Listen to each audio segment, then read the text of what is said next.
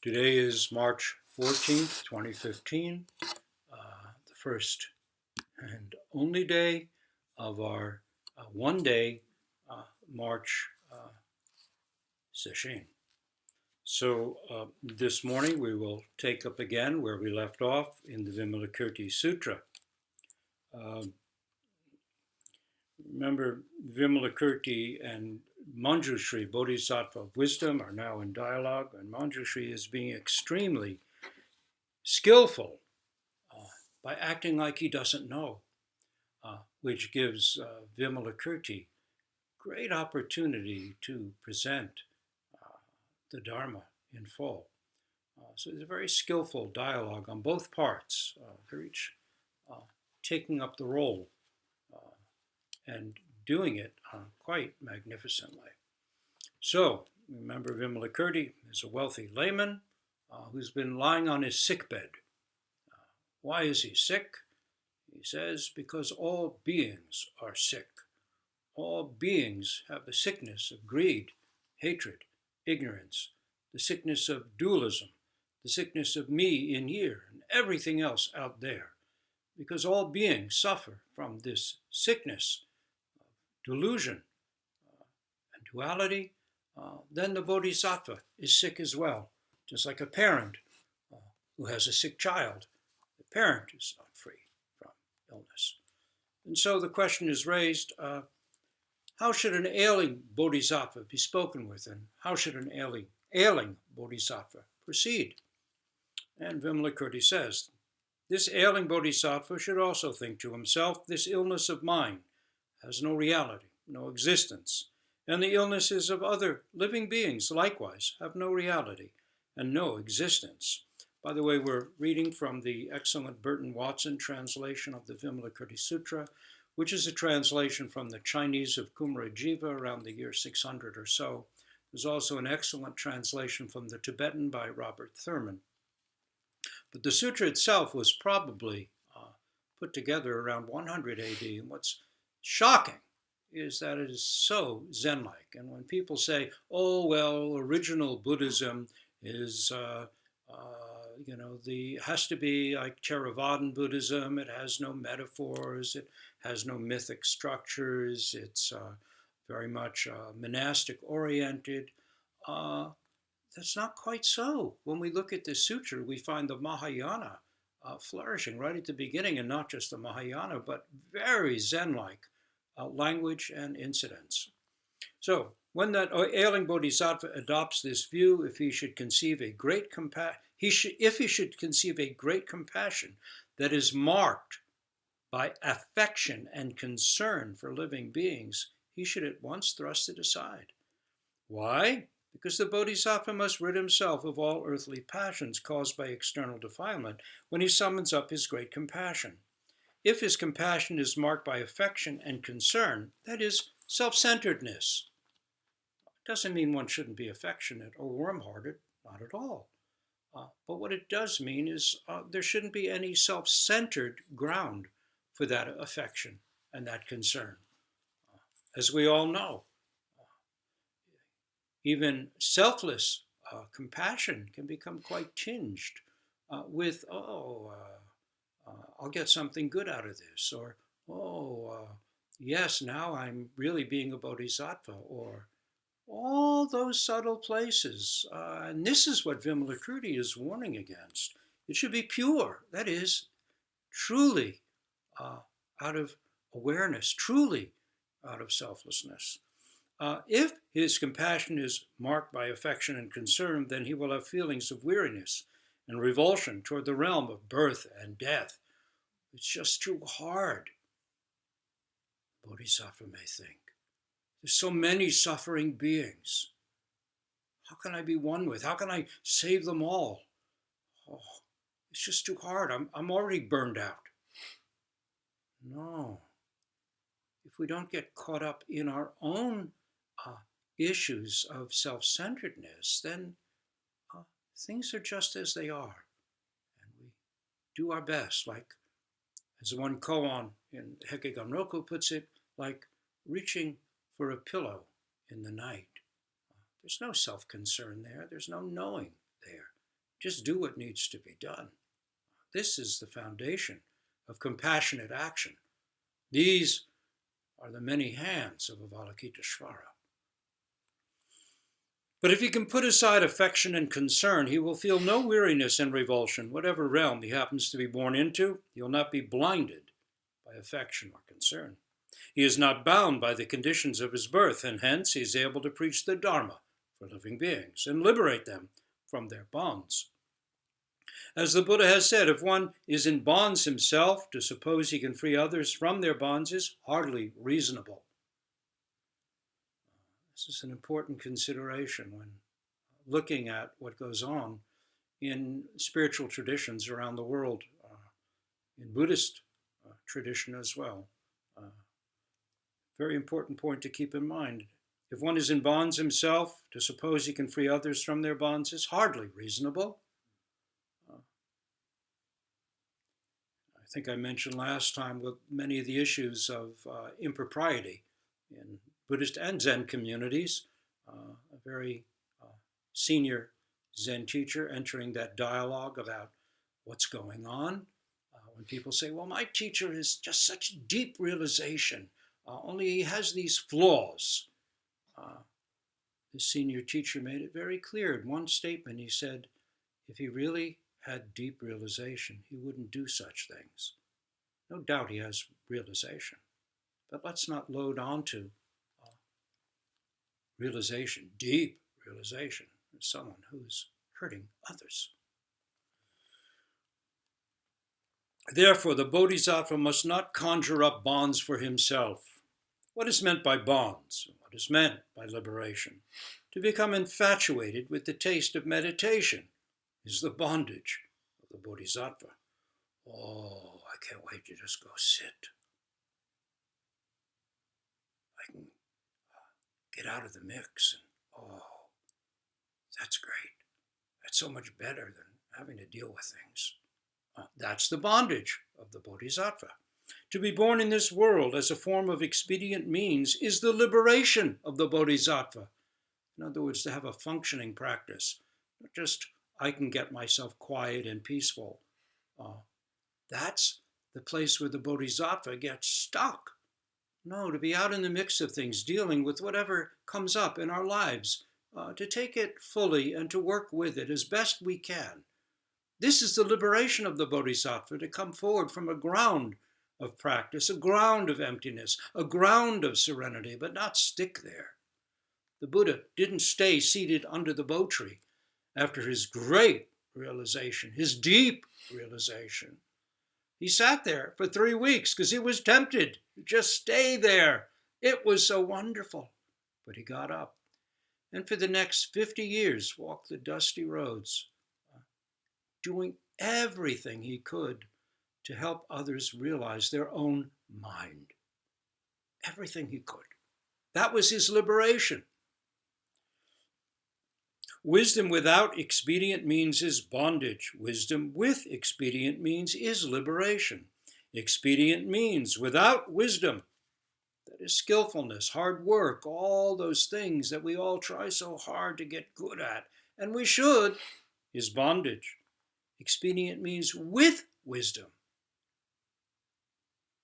touching the ground of emptiness, coming forward from having realized the mind, is liberation. Otherwise, there's no joy in it. There's no real satisfaction in it. No matter how good we get at things, how useful we may be, how much integrity we may have, without some ground of realized practice there. And to tell you the truth, every practice has its moments of being realized, whether it's recognized as such or not, doesn't matter. To come forward from that, from your best, that's the foundation of liberation. What is meant by saying that wisdom without expedient means is bondage? It means that with a mind full of affection and concern, a bodhisattva sets about to adorn the Buddha lands, lead numerous beings to them, and regulate himself with the doctrines of emptiness, formlessness, and non-attachment, This is called the bondage of wisdom without expedient means. What is meant by saying that wisdom with expedient means is liberation? It means that, says Vimalakirti, with a mind free of affection and concern, that is, without self centered affection, without self centered concern, a bodhisattva sets about to adorn the Buddha lands, lead numerous beings to them, and regulate himself with the doctrines of emptiness, formlessness, and non attachment, never experiencing weariness or revulsion. This is called the liberation of wisdom with expedient means. There is no difference between the two, if you noticed. It's just that in the second case, the bodhisattva does not have a mind full of affection and concern. His mind isn't full of anything. Her mind isn't full of anything. Roshi Kapleau always used to quote, it was a dialogue from the Tang era, some governor or something who was well practiced in Zen. He was heading back to his seat of office, and his teacher said, "How will you govern the people?" And he answered, "With wisdom and compassion." And the teacher said, "Then every last one of them will suffer." Bodhisattva doesn't go with a mind full of himself and his wisdom and his compassion, with nothing in his mind. No boulders, no tatters, no fragments, no bits, no pieces. Then we can really help others. This is liberation for a bodhisattva. What is meant by saying that expedient means without wisdom is bondage? It means that while dwelling among the various earthly passions, such as greed, anger, and erroneous views, a bodhisattva sets about planting many roots of virtue, that is, doing good things. This is called the bondage of expedient means without wisdom. What is meant by saying that expedient means with wisdom is liberation. It means that while removing himself from the various earthly passions, such as greed, anger, and erroneous views, a bodhisattva sets about planting many roots of virtue, bending all his or her efforts in the direction of anuttara, samyak, sambodhi. This is called the liberation of expedient means with wisdom. In other words, even as we do our work in the world, whether we're teachers, whether we're accountants, whether we're doctors, whether we're whatever we are, we do that job well, sure. But as we do it, we aim to continue our practice on, to keep going deeper. We don't settle into a serene place and think now I can just be one with the events of my life. We aim for anuttara, samyak, sambodhi, full, perfect, complete enlightenment. We're never going to stick in a comfortable place that we may get to in our practice. As Eiken Roshi always used to say, there are two things in our practice, and they're simultaneous. One is just this. This is it. Just this. This breath. This smell of incense. And at the same time, our practice is always in a state of not yet enough. Not enough yet. As the Japanese folk saying puts it, Shakyamuni Buddha himself is still only halfway there. The path of practice is truly empty and endless. And so, in the midst of doing all our skillful work, we still aim this very moment for deeper realization and understanding. That is, complete and perfect enlightenment is what we aim for. Anuttara, samyak, sambodhi. And this is what Vimalakirti is saying. In other words, one must work on oneself, liberate oneself as the foundation of guiding others. Manjushri, says Vimalakirti, the ailing bodhisattva, and we are all ailing bodhisattvas. Bodhisattvas ail. They have two sicknesses.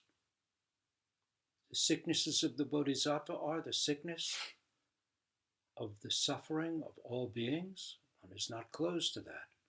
The other sickness of the Bodhisattva is the sickness of wanting to be of help, wanting to save all beings. This is the great compassionate sickness. Of course, Zen takes this with irony and playfulness. That sickness is a very high level sickness. The sickness of the Bodhisattva is compassion itself.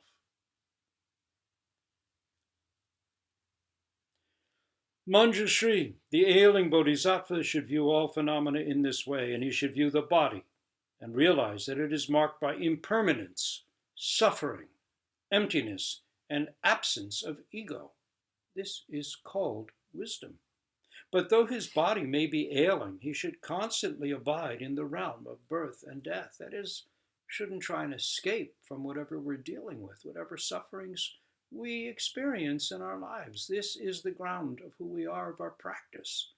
Not to turn from it and seek an empty place outside it. Bringing benefit to all living beings and never giving in to weariness or revulsion. This is called expedient means.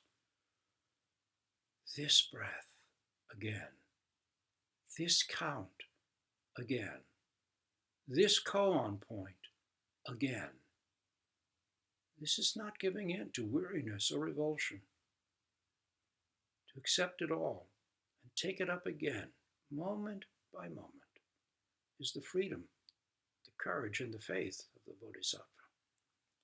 He should further view the body and realize that the body is never rid of illness. That illness is never rid of the body. And that this body and this illness are neither prior nor posterior to one another. This is called wisdom. From the moment we're born, we're dying. From the moment we're born, impermanence is set in motion. From before we're born.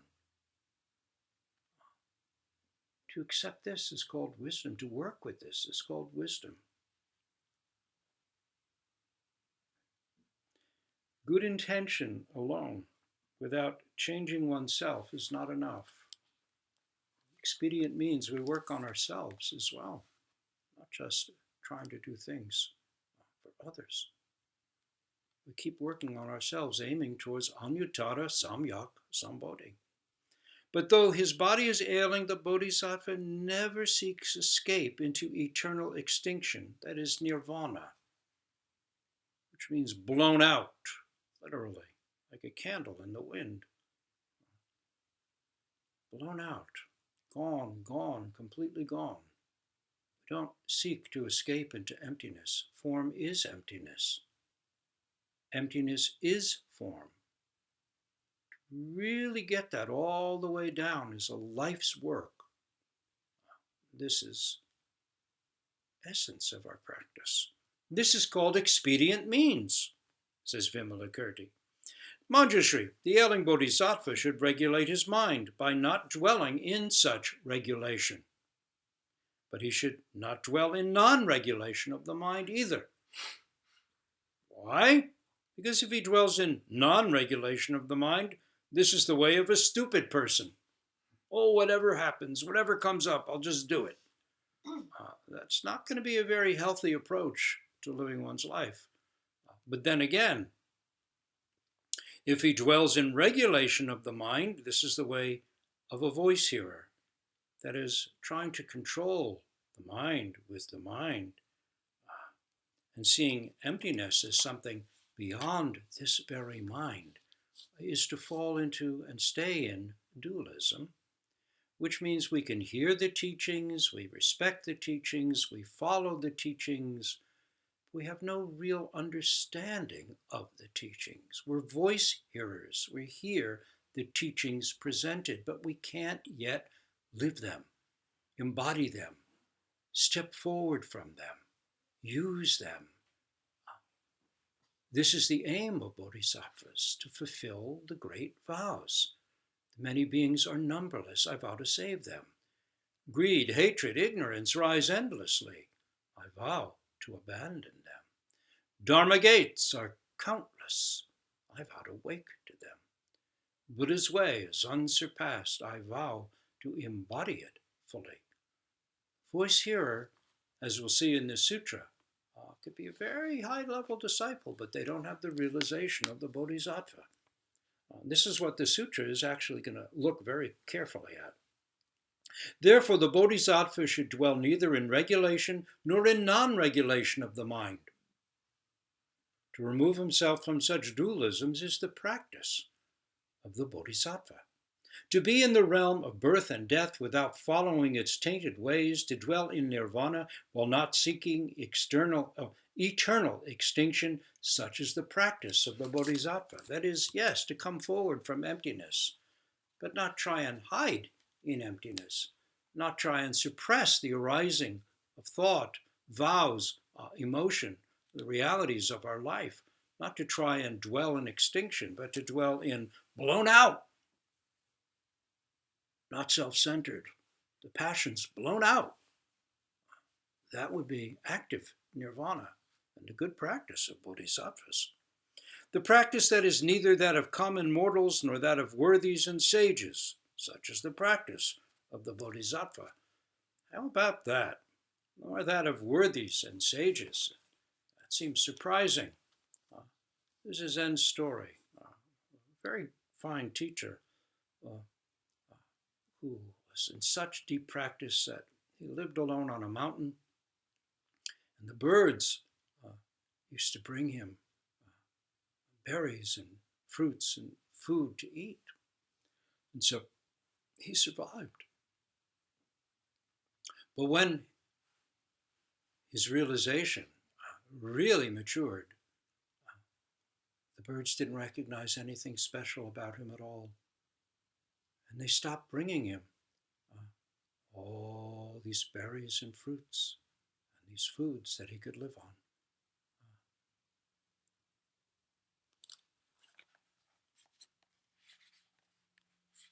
The practice that is neither that of common mortals, we don't live unregulated lives, to be sure. We practice, and that is a huge difference. But we don't take up the practice of being a worthy or a sage either. Such is the practice of the bodhisattva. The practice that is neither sullied nor pure. Such is the practice of the bodhisattva. To aim for purity, there are many traditions that do that, is itself a kind of defilement of our actual mind. Pay attention to everything. Everything. Don't try and become pure. Find the empty ground beneath every thought, every impulse. We're human beings, quite ordinary human beings too. But there's a difference. That difference is practice. Not that it separates us, makes us special. It's just that underneath every ordinary thing might find vast spaciousness. This is the practice of bodhisattvas. Though far transcending the workings of maras, it shows itself in the conquering of numerous maras. Such is the practice of the bodhisattva. We are all dealing with maras all the time, temptations, whatever might be called defilements, disruptions of practice. And yet, Vimalakirti says, though far transcending the workings of these maras, the practice of bodhisattvas shows itself in the conquering of numerous maras. That is, we don't go down the roads, we're aware of it. And by being aware of the arising of all these things in our minds, we become free of them. We don't suppress, we don't stop. We become free by seeing right through them. This is the practice of bodhisattvas. Seeking comprehensive wisdom, yet not seeking it when the time is not right. Such is the practice of the bodhisattva. So when difficulties arise in our lives, we can't just go off and sit. We have to deal with it as it is. This is the practice of bodhisattvas. We don't run away from what's going on. We choose times to practice, and then we give it our all. And then we work with whatever our situation is. This is the practice of bodhisattvas. Though he sees that all things are birthless in nature, he does not enter the realm of the absolute. Such is the practice of the bodhisattva. Though he sees all in the light of the 12-linked chain of causation, he can enter into various erroneous views. Such is the practice of the bodhisattva. Let's see what the definition of that is. Let's see. Burton Watson defines the 12 linked 12. Where is it? The 12-link chain of causation is in this way.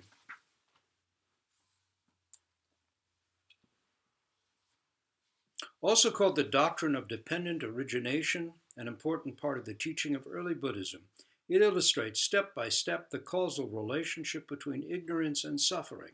That is, ignorance leads to karmic action, action to, get this, action to consciousness, consciousness to name and form to the 6 sense organs, the 6 sense organs to contact, contact to sensation, sensation to desire, desire to attachment, attachment to existence, existence to birth, rebirth, and birth to the sufferings of old age and death. And this goes on minute by minute in our lives.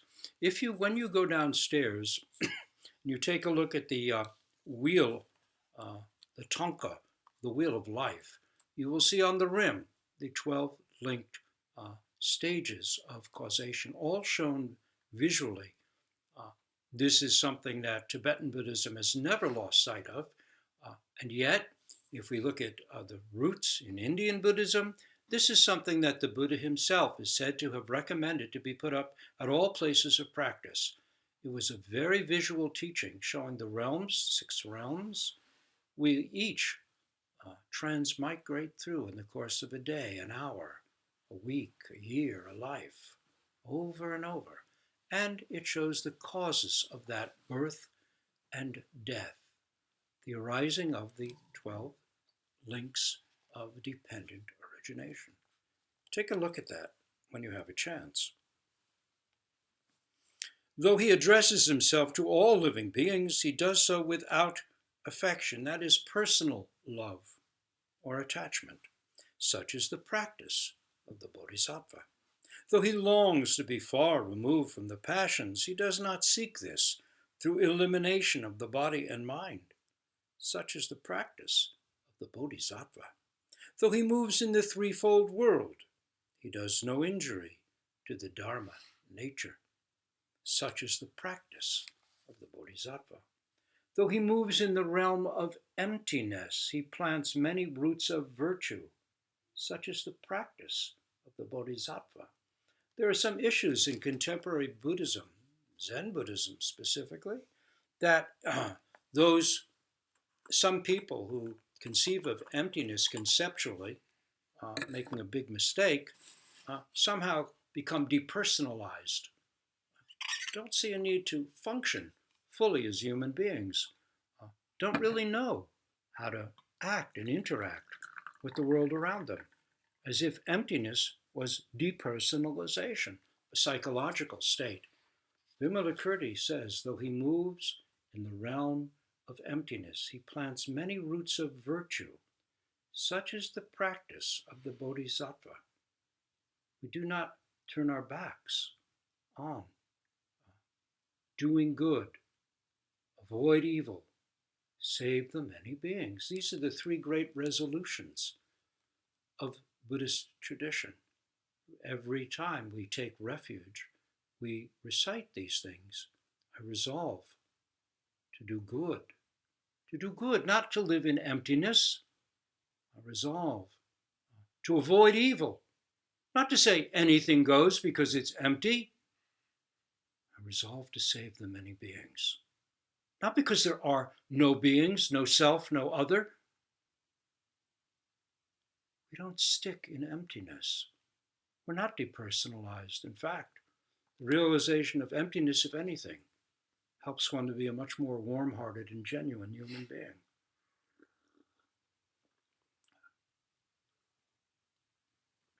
But it doesn't mean holding to a concept of emptiness. Though he moves in the realm of formlessness, he yet saves many living beings, such is the practice of the Bodhisattva. Though he moves in the realm of wu-wei, non-action, he manifests himself by taking on a body. What does that mean?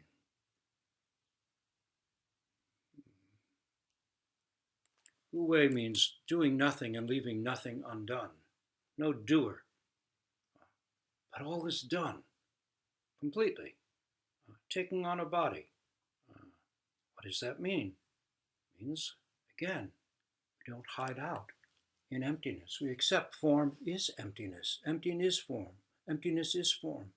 When we stub our toe, ouch! It hurts. That's just how it is. If you put your hand on a hot stove, ouch!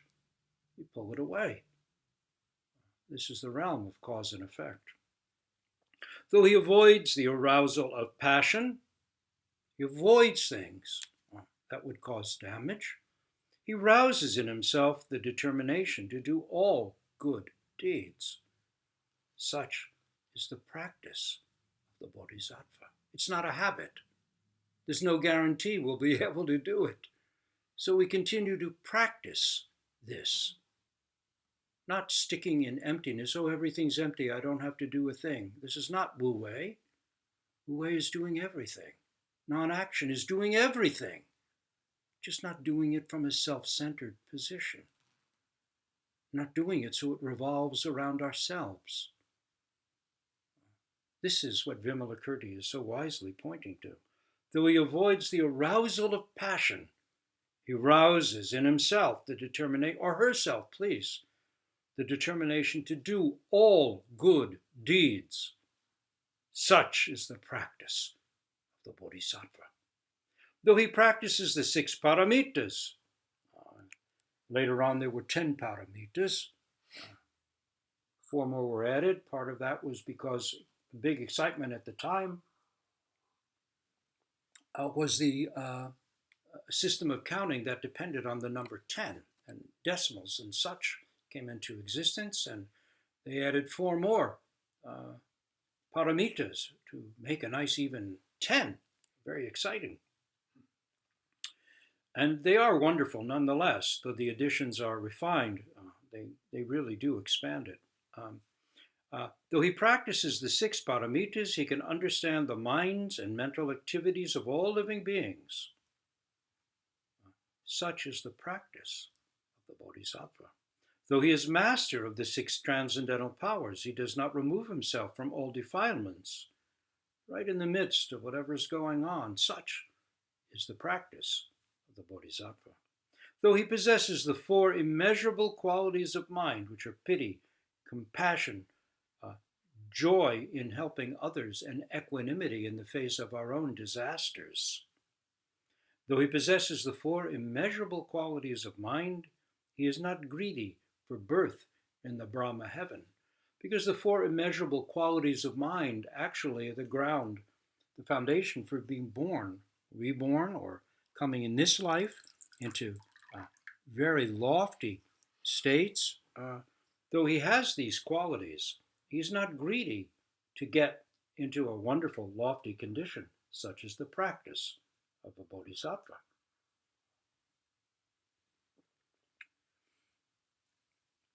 Though he practices meditation, emancipation, and samadhi, he does not accept the rebirth that is consequent on those practices, such as the practice of the bodhisattva. Though we may experience very subtle, profound, selfless states in our practice, the bodhisattva, guess Vimalakirti is now talking about very advanced bodhisattvas, not folks like us.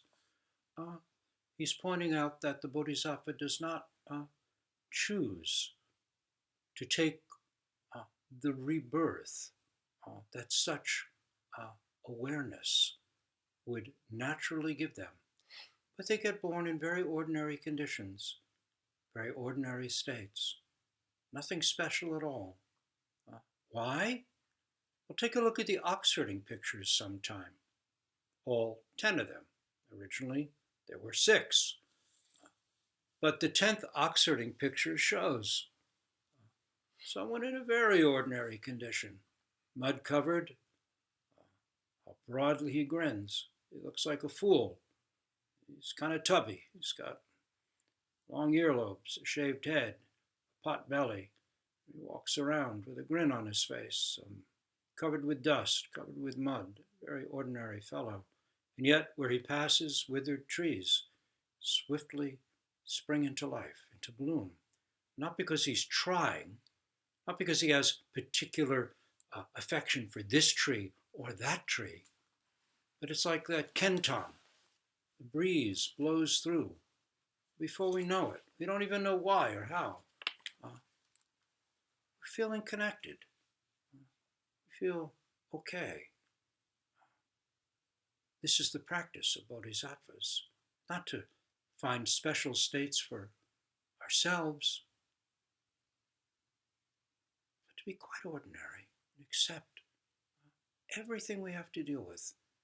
And yet, there's something going on. Can't pin it down. Though he practices the 4 states of mindfulness, in the end, he does not for long remove himself from the objects of such mindfulness, the body, sensations, the mind, and things, such as the practice of the bodhisattva. That is, yes, there are times where you drop body and mind. Body and mind dropped away, as Dogen's teacher Ru Jing pointed out to him at the time of his great enlightenment. Even minor enlightenments, even minor insights, even minor quiet moments, body and mind drop away, completely present, hardly even know it. And yet, the bodhisattva does not for long remove himself from the objects of mindfulness, the body, sensations, the mind, and things. Doesn't hide out there. Though she applies herself to the 4 types of correct effort, she does not cease to be assiduous in matters pertaining to body and mind, such as the practice of the bodhisattva. Just because you've kind of gotten to a nice, empty, or serene place doesn't mean you don't pay attention to the things that need to get done. You don't hang out there. You could say daily zazen, we still need to do that. It's like brushing our teeth. If you don't, your mouth really begins to feel awful. So the ordinary things get taken up and continued. Don't tie your shoelaces, you're going to fall down. Ordinary things are just as they are, whole and complete. The work of the bodhisattva, maintain that. Though he cultivates the 4 bases of supernatural power, he's already able to wield transcendental powers at will, such as the practice of the bodhisattva. What's a transcendental power of the bodhisattva? The sun comes up every morning. Stars come out at night. The wind blows and the clouds move across the sky. When the snows melt, flowers return. Such are the transcendental powers of the bodhisattva. Though he cultivates the 5 roots of goodness in himself, he can also distinguish whether the roots or capacities of other living beings are keen or dull. Such is the practice of the bodhisattva. Though he possesses the 5 powers attained through the 5 roots of goodness, he delights in seeking to acquire the 10 powers of a Buddha. Zeiken Roshi would always say, not enough yet, not yet enough. Such is the practice of the bodhisattva. Though he observes the 7 factors of enlightenment, he can understand all the fine points of the Buddha wisdom. Such is the practice of the bodhisattva. Though he walks the eightfold holy path, he delights in walking the immeasurable Buddha way. Such is the practice of the Bodhisattva. The name of our Zendo is Endless Path. Such is the practice of the Bodhisattva. Though he practices concentration and insight as methods to aid one to the way, in the end, he does not sink into tranquil extinction. That is emptiness. Such is the practice of the Bodhisattva. Though fully aware that all things are without birth or extinction, that is death, he adorns his body with auspicious features. Such is the practice of the Bodhisattva. Though outwardly displaying the dignity of a voice hearer or pratyeka Buddha, a self-realized Buddha, not a teaching Buddha, he never forsakes Buddha Dharma. Such is the practice of the Bodhisattva. Though aware that all things in the end are pure in nature, all things in the end are pure in nature, he responds to circumstances by showing himself in bodily form. Such is the practice of the Bodhisattva. Though insight tells him that all Buddha lands are eternally tranquil and empty in nature, yet he displays various kinds of pure Buddha lands. Such is the practice of the Bodhisattva. Though he attains Buddhahood, turns the wheel of the Dharma, and enters nirvana, in fact, he never forsakes the Bodhisattva way. Such is the practice of the Bodhisattva. So even the Buddha is a Bodhisattva. Even Manjushri, if you look at the history of Manjushri, you find out that he had already been a Buddha. He decided he would return and be a Bodhisattva because it was more fun, had more going on. He could do something. He wanted that old sickness back, desiring to help beings who just as fundamentally realized as he, as Shakyamuni, as any Buddha, just didn't know it. So he put himself back in the mix. Such is the practice of bodhisattvas, which is, it turns out, the same as the practice of Buddhas. Vimalakirti wipes away that distinction. When Vimalakirti, whose name means spotless reputation, spoke these words, 8,000 heavenly sons in the great assembly, should be sons and daughters in the great assembly, led by Manjushri, all set their minds on attaining Anuttara, Samyak, Sambodhi. They stopped thinking, oh, I'm going to attain this wonderful state or that wonderful state. Oh, I can have calm and serene days in my life. Oh, I can be calm in the midst of trying circumstances. Isn't that wonderful? No. They now set their minds on attaining Anuttara, Samyak, Sambodhi. That is, they made up their minds to become Buddhas and Bodhisattvas and be of benefit to all beings. That's what they set their minds on. And that is what Vimalakirti accomplished for them, lying on his sick bed and responding to the questions of the great Bodhisattva, Manjushri. So we'll stop there. It's the end of chapter 5. The next chapter is titled Beyond Comprehension.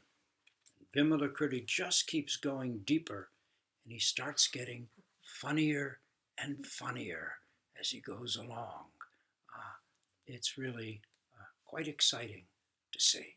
So, with the next Teisho, which will not be this coming Saturday, a week from today, but the following, we will resume Vimalakirti and Manjushri's discussion of the Dharma. Now, with all beings, we'll recite our own bodhisattva vows for the benefit of all beings.